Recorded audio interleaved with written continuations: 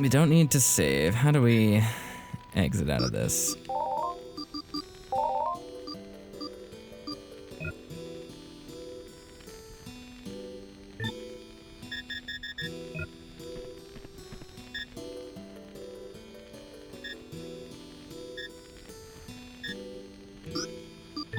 Don't need to save there.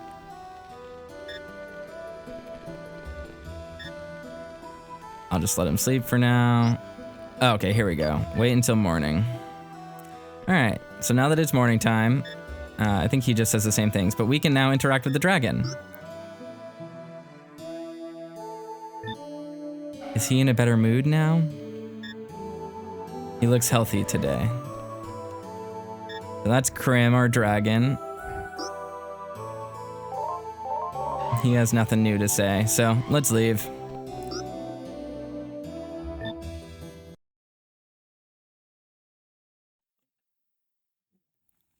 All right, so we have to cross the Geralt Desert in order to make it to the next area. So let's go ahead and start doing that.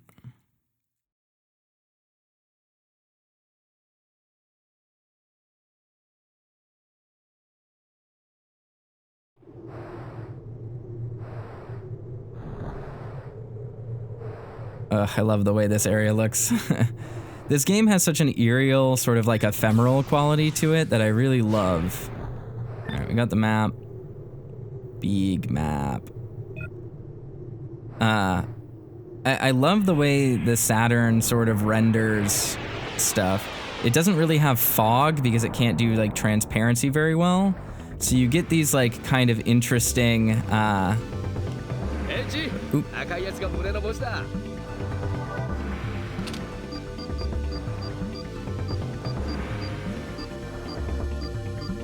Try to find the queen here. There we go.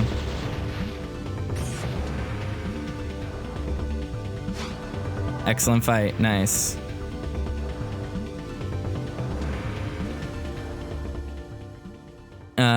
The Saturn can't really render fog in the same way that other systems did, the PS1 especially. So instead of getting foggy draw distance, you just get like this sort of... You get this sort of ethereal, like,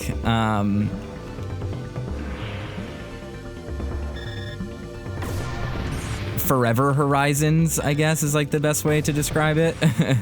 That just go on. There we go.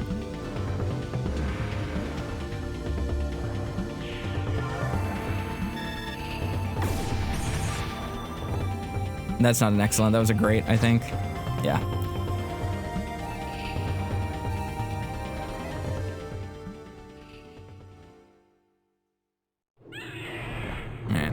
Alright. And so you get these like really long vistas, like, and the way that they create skyboxes, right? Like the textures are tiled. So you get this like really interesting, like warping, affine texture perspective thing going on that I just find really iconic and interesting. It's so indicative of the era. It looks so specific.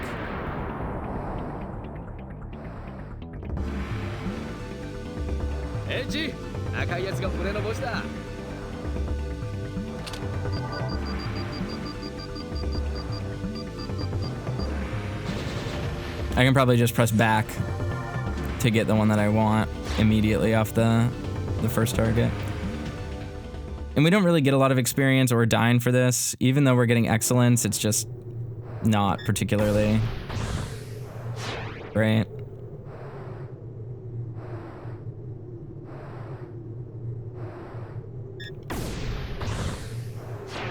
Elixir. Free actions.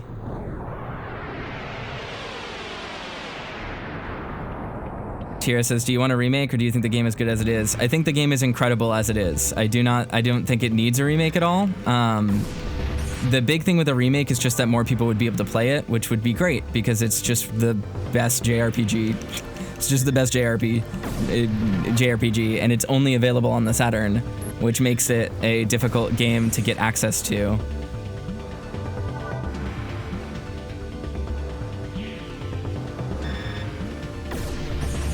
But I would love a remake if one came out. I would play it. I would play it instantly. I would buy it on multiple consoles. This is my favorite overall like gaming franchise, I think, or just in terms of just like things that I like that are kind of cool. This is very much it. このコブ、まさかズースか。ズース？なんだ？見てればわかる。来るぞ。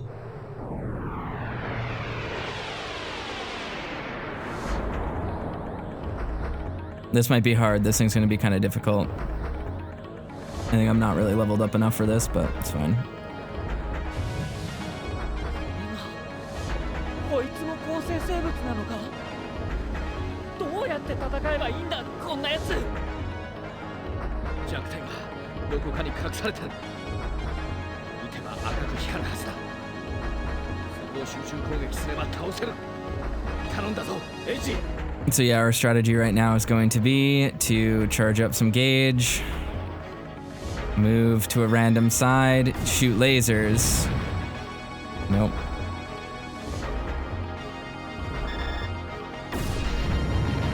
Not the right one.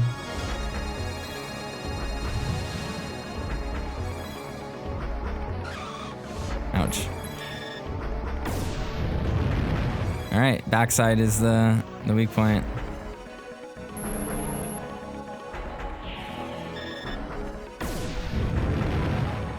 There we go.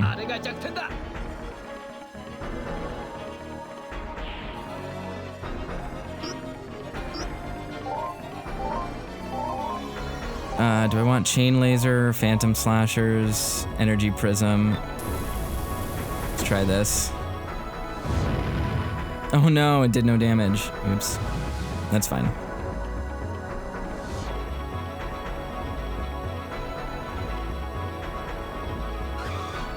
Oh my god, we might die. Oh, I didn't mean to do that either. Oops.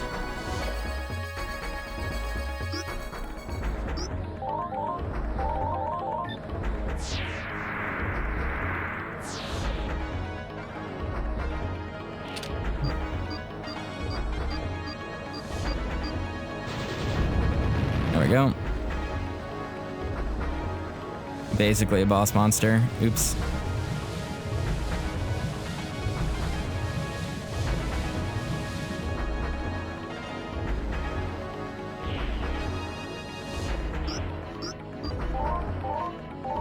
Phantom slashers. Let's see if we can just hit it.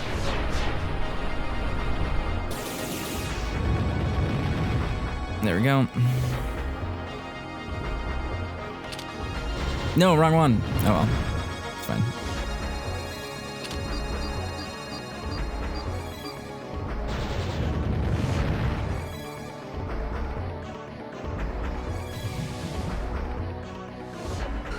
Just weak attacks is fine.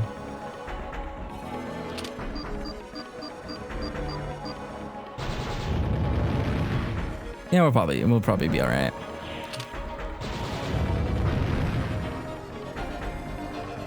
But yeah, as I mentioned in the past, like I first played this game in 2017. I'm gonna go with 2017 because that sounds right. I think it might have been 2018. I did not play this game when it came out. It was too rare. Like I knew someone who owned a copy, but I did not play it back then. I did not own it on my Saturn. If I did, it would be my prized possession. It would never leave. I would still have it to this day. But it took me a long time to fish down a copy, and it's very expensive. Very, very expensive. It's like $1,000 secondhand, more than that now. I've seen it go for as high as like around 2,000, depending on the region and the place. So, very expensive game, very rare game.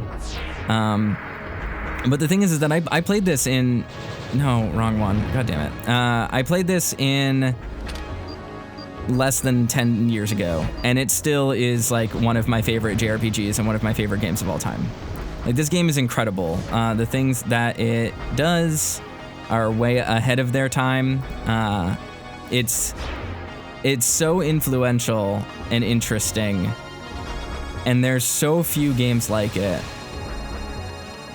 So I don't necessarily think it needs to be, you know, completely redone or anything.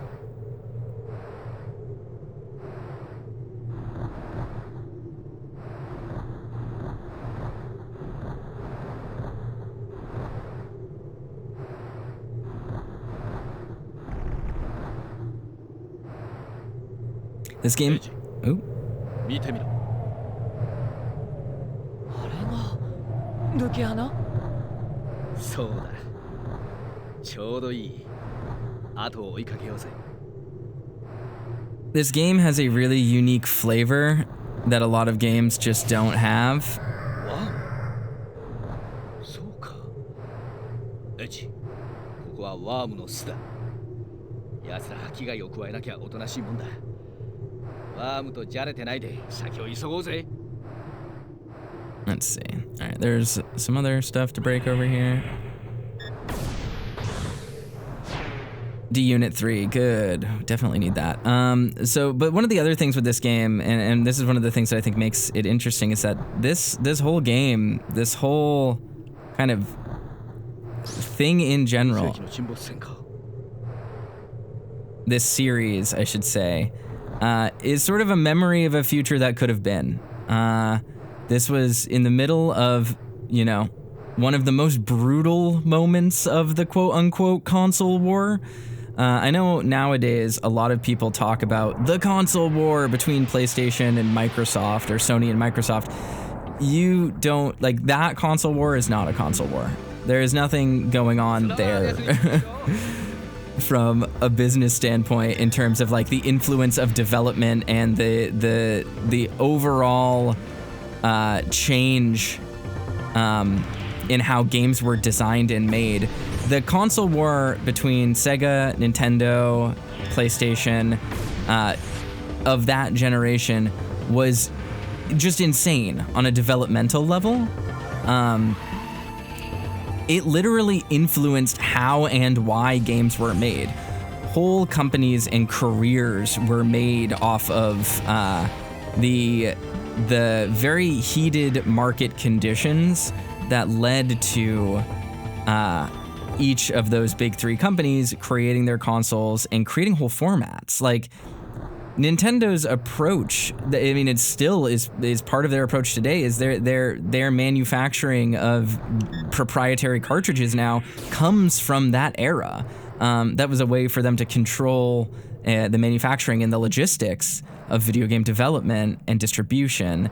Whereas like Sega and PlayStation and Sony, I always say PlayStation, I mean Sony, moved away from proprietary ideas and created a more or moved towards a more utilitarian and easily distributable method, which was like CDs. But then that moved to creating issues with piracy and with kind of kickstarted emulation and things like that, like in a big way, those big communities.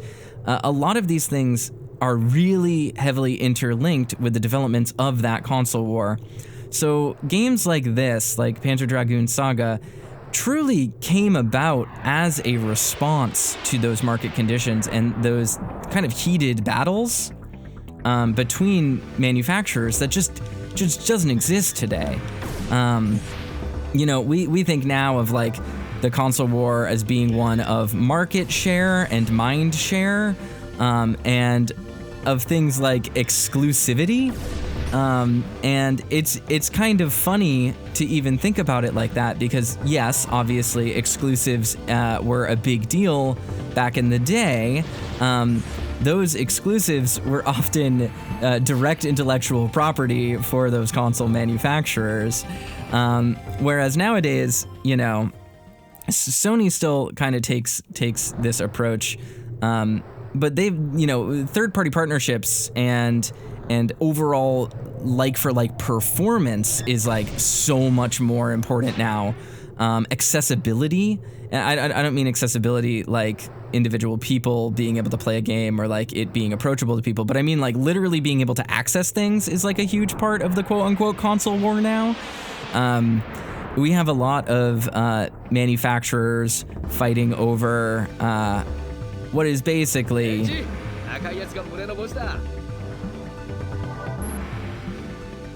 we have a lot of kind of competition in the subscription space now, whereas that is not where it was before.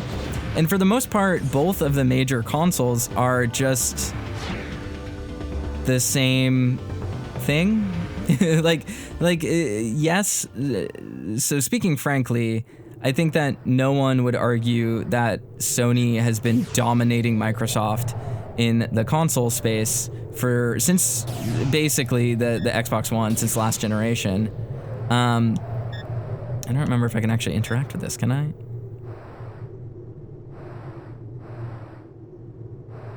I don't know. But I don't think people would argue that Sony has been sort of, just from a market perspective, really, really outplaying Microsoft. And they kind of did a long con there with that, which was complicated. And if you look at the PS3 tail global sales, it's going to outmatch.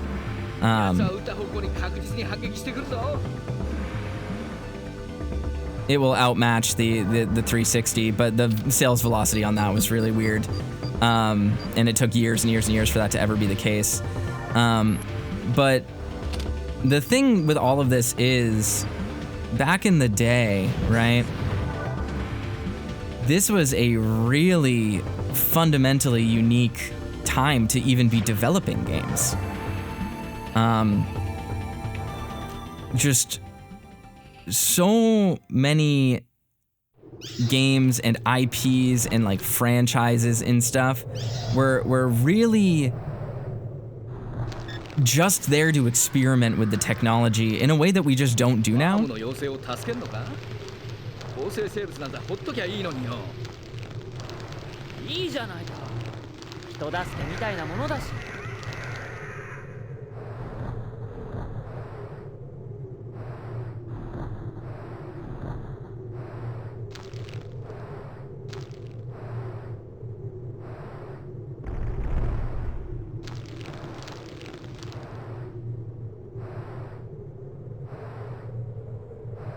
There's that weird beep again. I don't know what that is.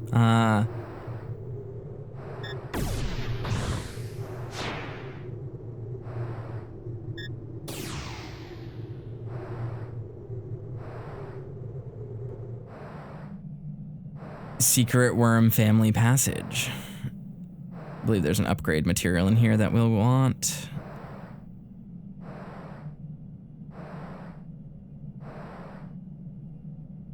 Yeah.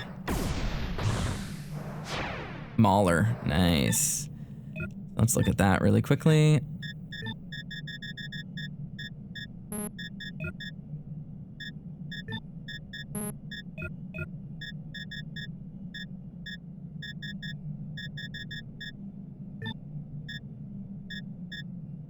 Customize my weapon. Power plus 20. All right, Mauler, perfect. So one of the things with Panzer Dragoon, just in general, is that the development of these games was pretty much entirely motivated by Sega's desire to make something new that would compete with all of the other major big hitters that were on PlayStation. And at the time, I mean, Panzer Dragoon 1 is just this insanely wild, like, artistic, cinematic shooter, right? And then Panzer Dragoon 2 was doing the same thing. It was just really drastically changing its own approach to things and doing basically this like weird marriage of visual fidelity and then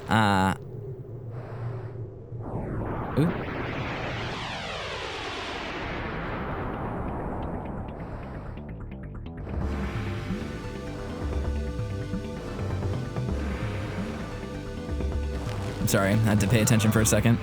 So Panzer Dragoon II, experimented with increasing the degree of gameplay and being more variable and having more routes and stuff, while also really upping that cinematic stakes. And this was a time when we were exiting, the FMV era, which made up a lot of games that were on the Saturn. A lot of FMV games on PC got ported to Saturn, and PS1 had a few of them as well.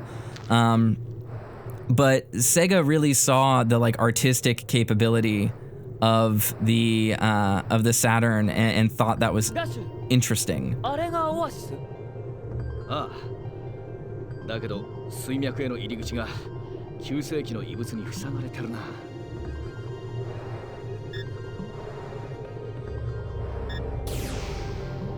点滅し始めた。他の遺物に同調したんだ。どっかであれと同じような形をした遺物が作動を始めたはずだ。You can see it poke up there. And so as a result of, this, Sega really looked at Team Andromeda and was like, holy crap, we have something here. What is this? And it created this development environment where these extremely ambitious creatives just made something new. And truly, there had been cinematic platformers and shooters and stuff. Things like Flashback, I think, or From Another World and things like that, Prince of Persia. Those were well-known games at the time. And I think maybe Heart of Darkness had come out on PlayStation at this point, and 3D games were really the future, is kind of what I'm getting at here, is things were progressing very quickly. So Panzer Dragoon 1 comes out, seen as this incredible visual feast. Panzer Dragoon 2 comes out, same thing, incredibly cinematic game, really unique, weirdly art house, just so different from everything else that existed at the time. And the announcement, I think, of Final Fantasy VII and the industry rumors around that became really heated. At that time, the most expensive game ever made, this gigantic hype train around it in the industry and then also among people. I mean, Final Fantasy VII was huge. Its influence on the market, even before it came out, can't even be expressed. People were buying games just to get the demo for it, it was massive. And then Square, showing off full motion video and 3D, and it's a 50-hour long JRPG. What people don't realize, especially even then, is that coming off of the SNES era and into the PS1 and off of the Genesis into the Saturn, especially on the Saturn in Japan, JRPGs were the blockbuster game. Nowadays, we think of third-person shooters and, cinematic narrative games that Sony makes as the prestige game. But in the hardcore of the hardcore, and even many casual markets back in the day, JRPGs were the games that you bought systems for. And, Nintendo obviously did something slightly different where they moved more towards 3D platformers, which were undoubtedly very popular, and action-adventure games like Zelda. The writing was on the wall for those. And as all these companies were moving towards that, the 3D cinematic long-form JRPG was sort of the prestige genre at the time. So Panzer Dragoon Saga comes out, and Sega just pours money and time into this game. It gets delayed multiple times. Again, people died during the development of this game, and it was a brutal development, and they were all racing to beat Final Fantasy VII to market. And obviously Ocarina of Time comes out, and Half-Life comes out on PC, and Baldur's Gate comes out, and this was Sega's attempt at that. So the historical context for this game can't really be understated, and to get back to the thing that sort of spurred this is would I play a remake of this game? Absolutely. But one of the most interesting things about this game is just where it exists contextually in history. And for that reason, I don't think people should wait for a remake to play it. This game is still good. All of the interesting things about this game that were interesting back in the day are still interesting now. That didn't disappear just because we had advances in technology. There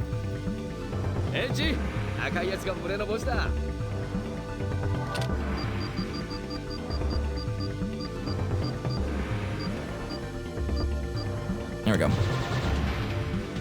So I think that's one of the things that makes this game exceptionally unique and a game you want to play, you know, pretty much as soon as you can if you can get access to it, because it's incredible. And, you know, I don't think that means that the used game market should be charging thousands of dollars for it, like they do.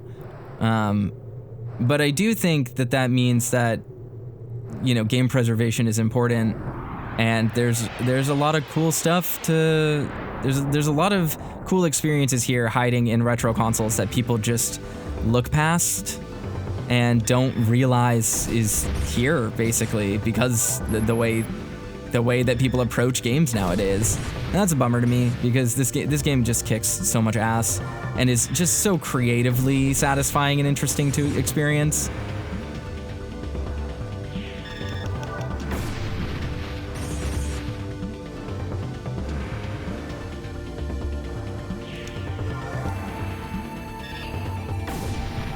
There we go. Oh, we got an excellent on that. Hell yeah.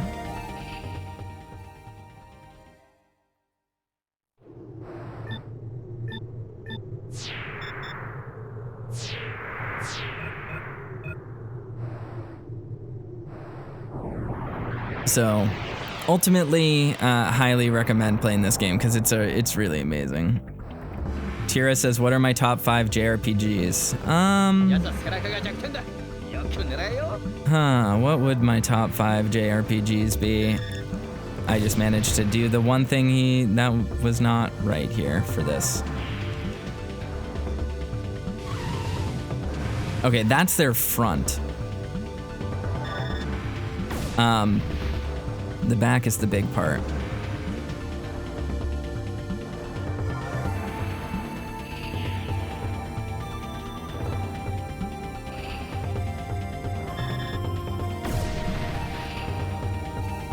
Annoying. Perfect. What are my top 5 JRPGs? Panzer Dragoon Saga. Final Fantasy IX. Final Fantasy XI.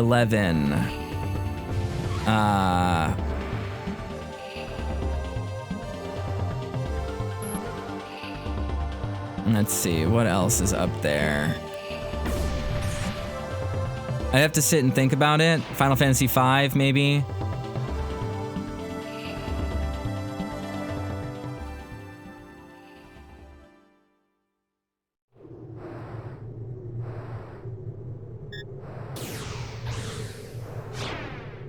Maybe Breath of Fire 4. And,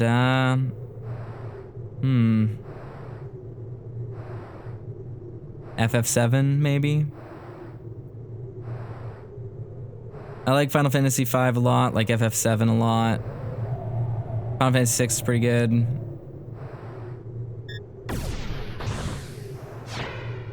I enjoy all the Dragon Quest games, but I don't love them. I just think they're alright.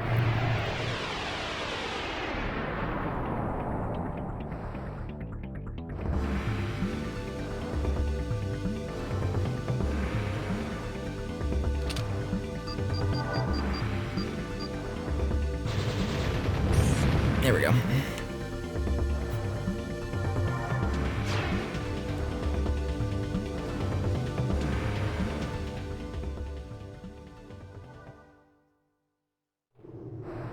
If I could pick more indie stuff, trying to think if there's anything. Oh, Earthbound would be really high up on my list. Earthbound and Mother 3.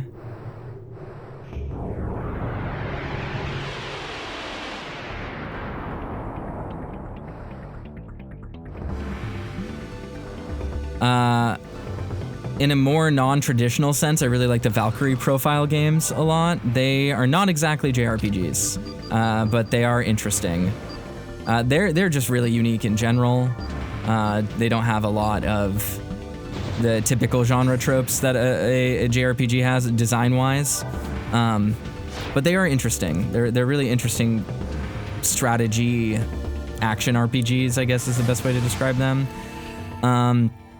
I've never played the Star Ocean games, but I've been very interested in playing Star Ocean 1 and 2 at some point. That would be probably a good use of my time down the line. I played till the end of time when I was younger, but Xenogears is really good.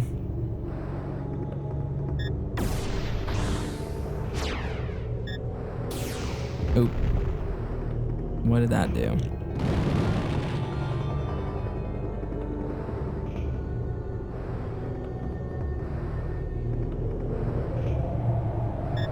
But yeah, this is absolutely my favorite.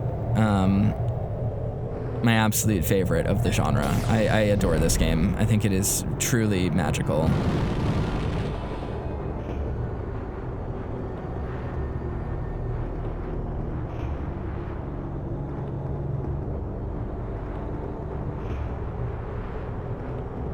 Yatta!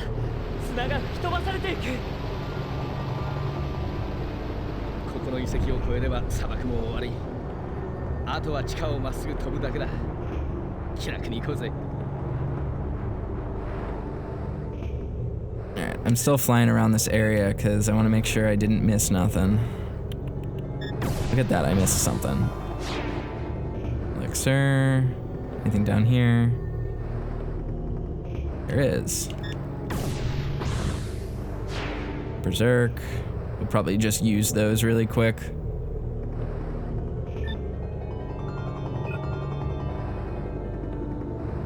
And yeah, I don't think we need to really fly around every single map to unlock everything. I don't know if there's any benefit to doing it. I don't remember if you get extra experience points or anything. Really quickly just use an elixir, make sure that we're good. I think we're good.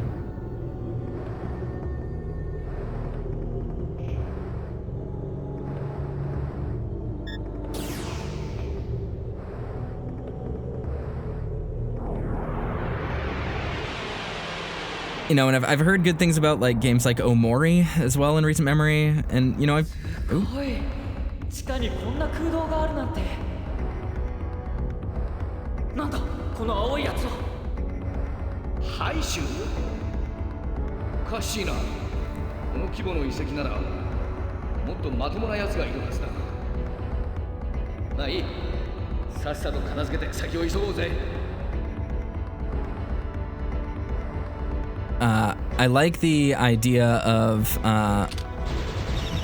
playing through the Shadow Hearts game sometime because I like Kudelka a lot. Kudelka is probably pretty up there, but Kudelka isn't exactly a JRPG either. It's a JRPG with really strange strategy RPG elements to it, so it's a little bit hard to quantify there as a JRPG. But I do like that game a lot. I like that game quite a bit.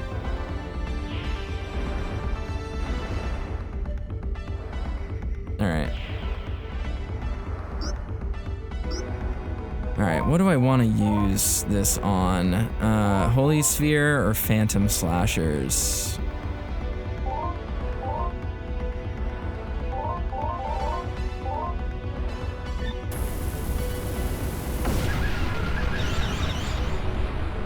There we go.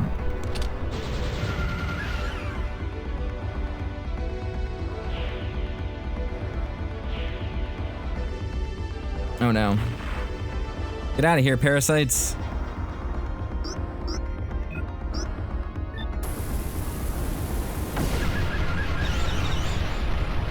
Nice. All right, good.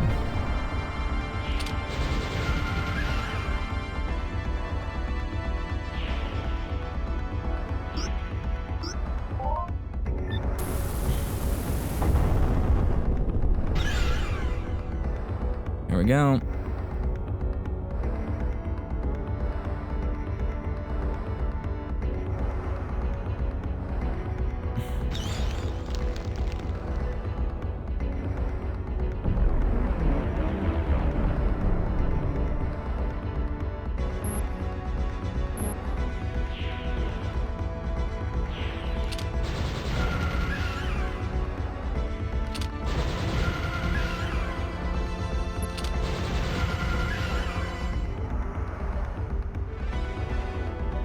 Good, it just barely avoided that attack. It would have been really bad from the front. I'll just take the damage. Fine. And now we just do this. Oop. How dare you? Phantom Slider, Chain Laser.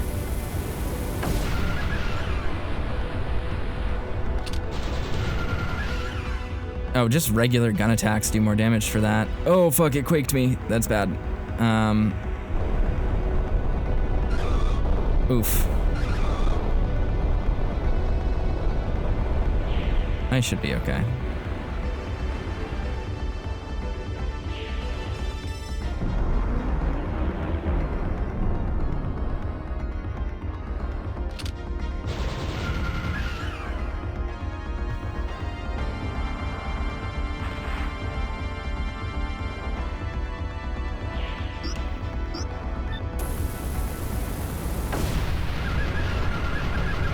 I used Chain Laser there for the AoE.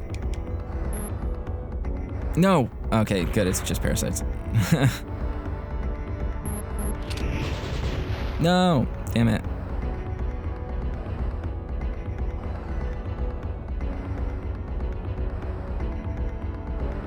Ooh, is this gonna kill? No.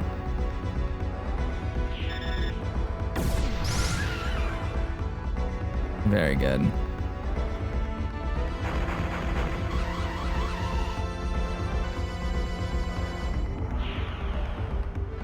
Oh, it's attacking quickly now.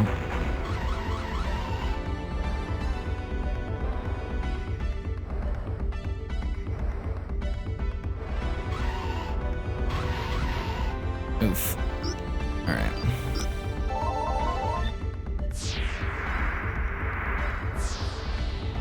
Okay, should be good. No! All right, well, that's fine.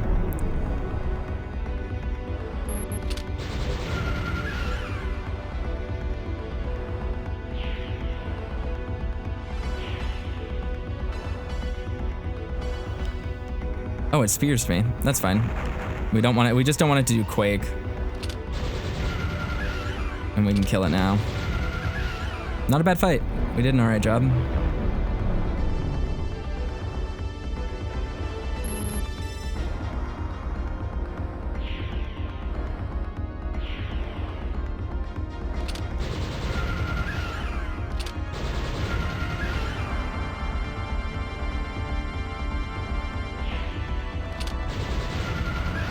Take the shot anytime we get it.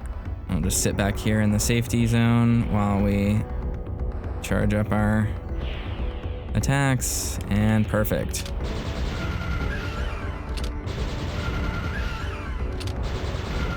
I love this strategic element of figuring out where to position and just waiting and charging and playing this game of how much can I make it move me so that I can still charge ATB while I'm stuck moving. And not waste a turn.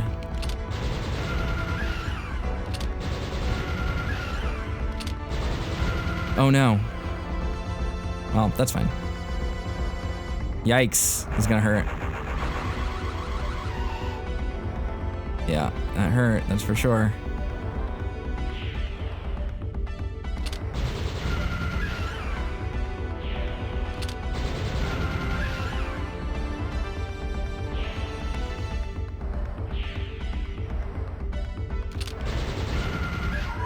There we go.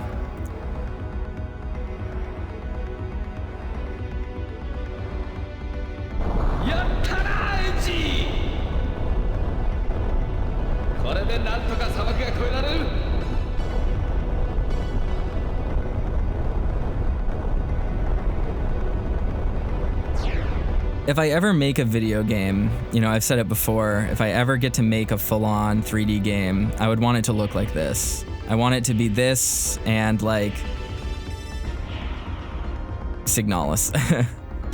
Oof. Yay! So we got the Valiant Wing, we've leveled up. So this is where the mechanic from Panzer Dragoon II Zwei comes in. Our dragon evolves and can change over the course of the game.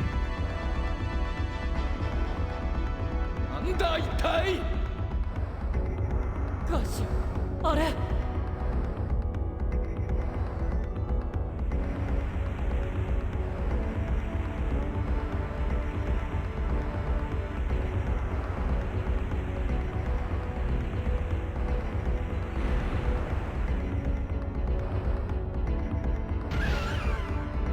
くそ、不死身かやつは。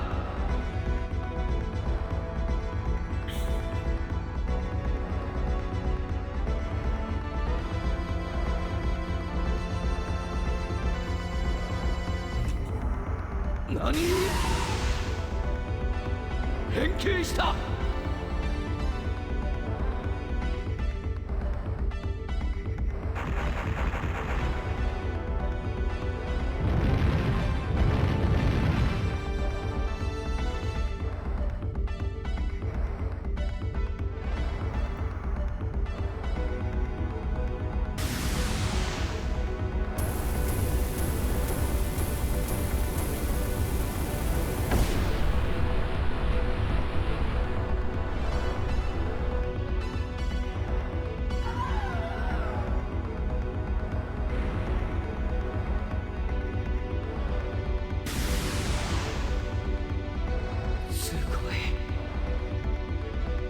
状況に応じた変形能力か。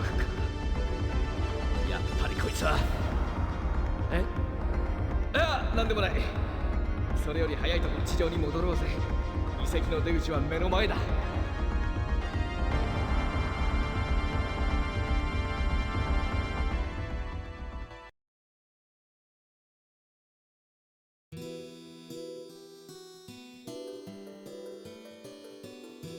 じゃあここから一人で行く。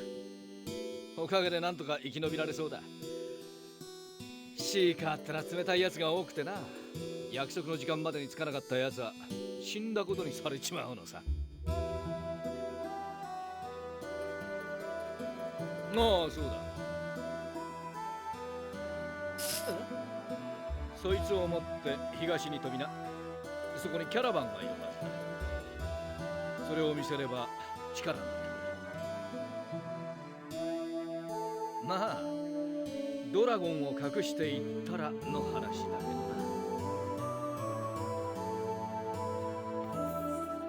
短い間だったが面白かったぜ。またお互い生きていたらどっかで会おう。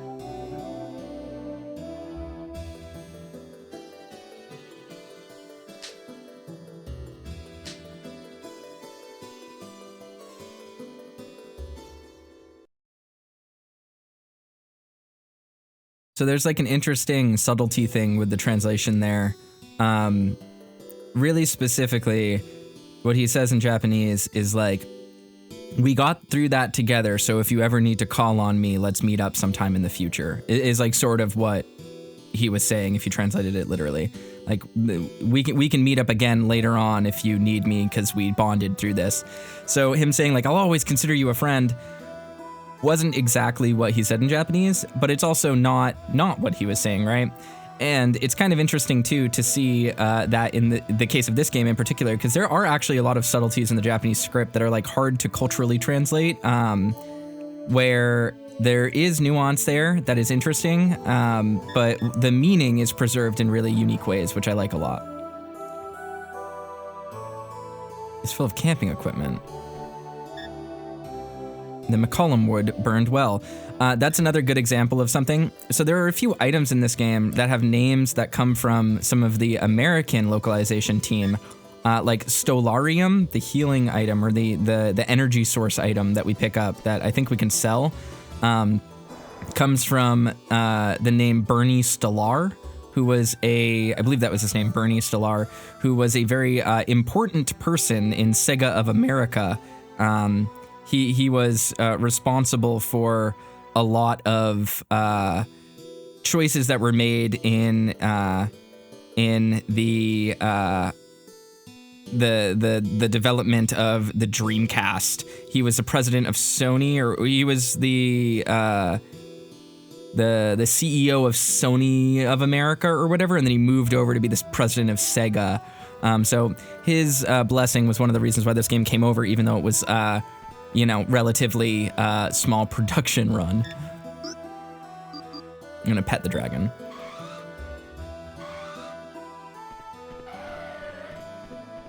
All right.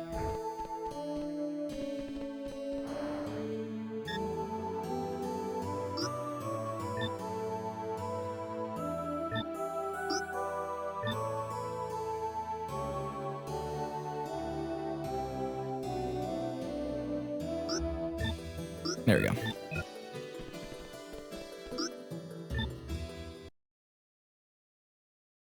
Seg says had to go for a while. Did I miss the Kanana nest scene? Yeah, we did the Kanana nest a little while before this.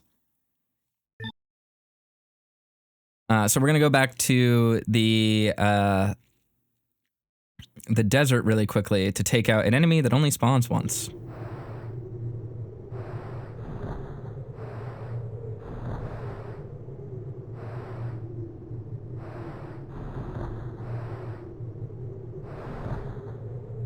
Believe we just head over here. Which one is it? Yeah, it's there. Sorry, I have my map open on my other monitor, so I'm just making sure.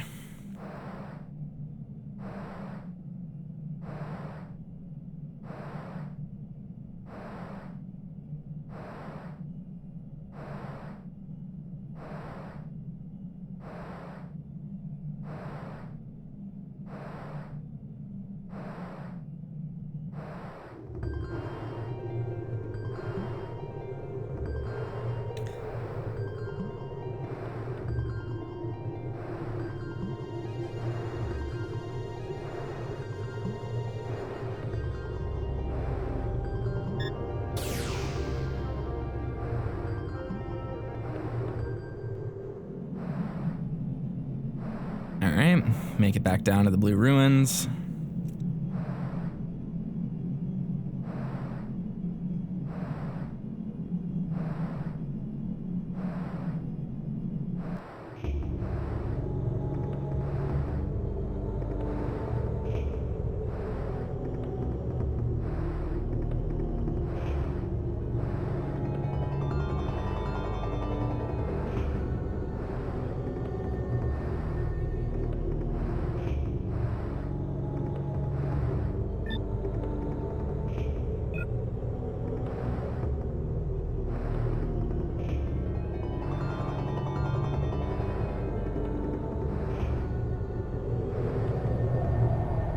Let's save right here just in case we lose to these creatures, because we want to make sure we don't lose a ton of time.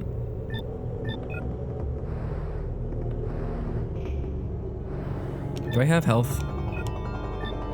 Yeah, I got health. Okay, cool.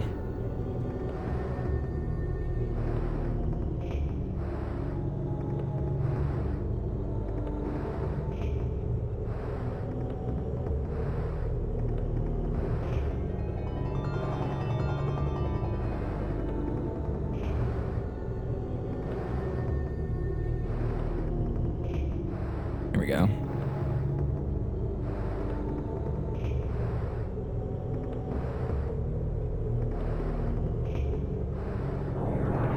I think this is gonna be them. Yes.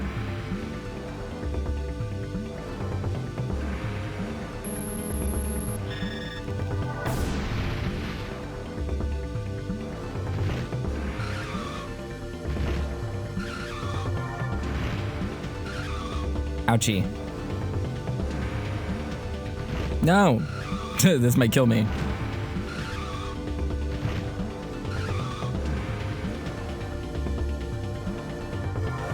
Ah! This will kill me. We're gonna get our first game over here. Oh no, it didn't. Perfect. Oh, and I'm bound. God damn.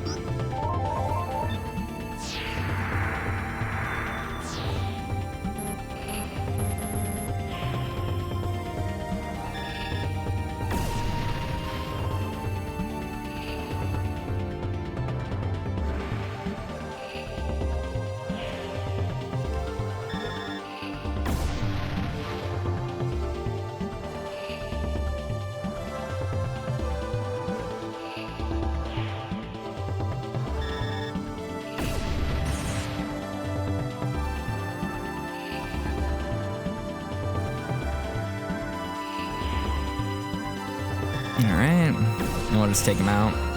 Oh, there's one there that's dangerous. That's fine. Not really that concerned. Whew, close call. So yeah, Sleg mentions almost dying for sweet Sand Mites EXP. It's true, the Sand Mites give really excellent experience.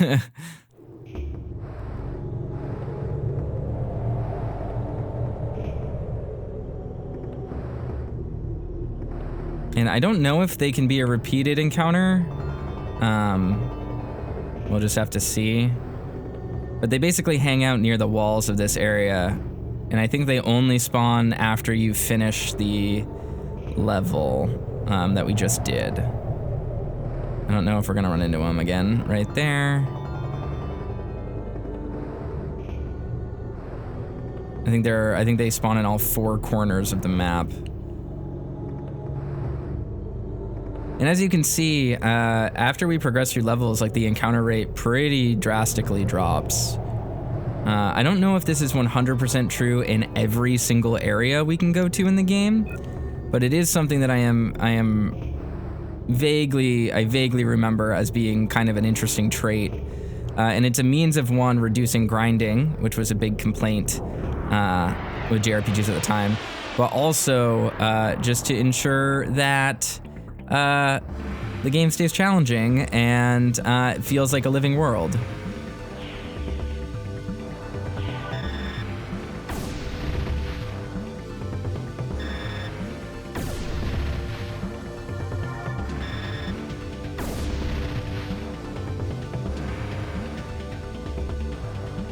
Slag says, I believe you can farm Sand Mites as much as you want. That's nice. That's good to know.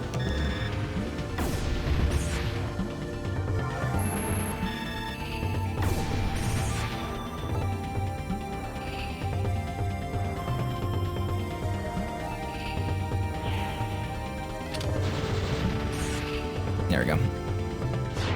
Excellent fight. Nice. We're gonna get a bunch of experience.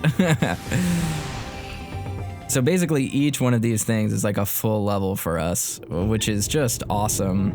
It's really great.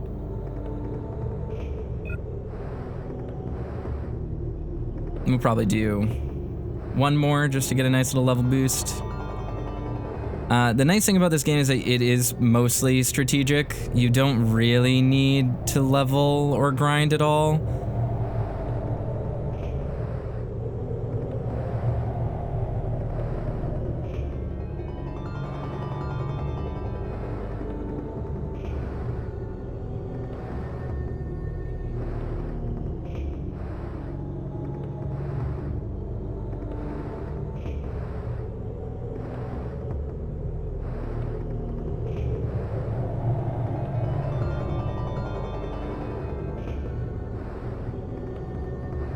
That's fine. We won't do another one. Let's just go to the map. We gained 2 levels. That's enough.